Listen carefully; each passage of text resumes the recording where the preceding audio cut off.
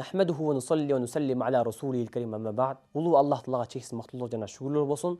Жана сүйүктүү пайгамбарыбыз Мухаммад Мустафа саллаллаху алейхи ва салламга Аллахтын саламы жана рахматы болсун.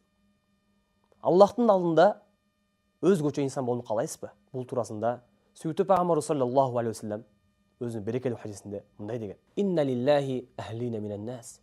Қалу, я Расулаллах, ман хум? Қала, хум ахлул Qur'ан, ахлуллахи ва хассатуху."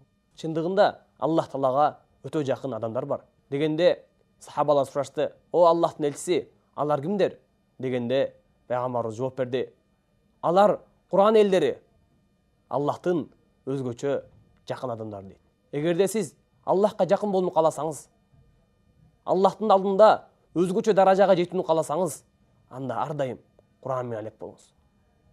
Жок дегенде күнүнө Курандан бир бет болсо дагы окуп туруңуз.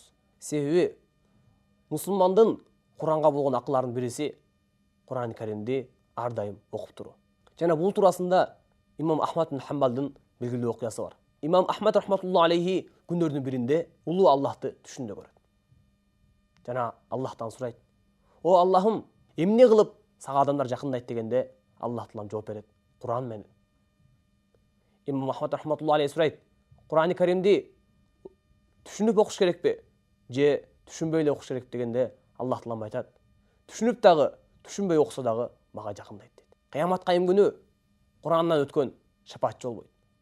Кыямат кайым күнү Курани Карим өз ээсине Курани Карим жаттаган, Курани Каримге амал кылган инсанга ушундай бир шапаат кылып болушат. Жада калса пайгамбар дагы, периште дагы шапаат кыла албайт дейт. Аллах Таалам баарыбызга жүрөгүбүздөн Курани Каримди мухаббат кылып, сүйүп жана ар дайым Курани Каримди окуп, ага амал кылууну насип этсин.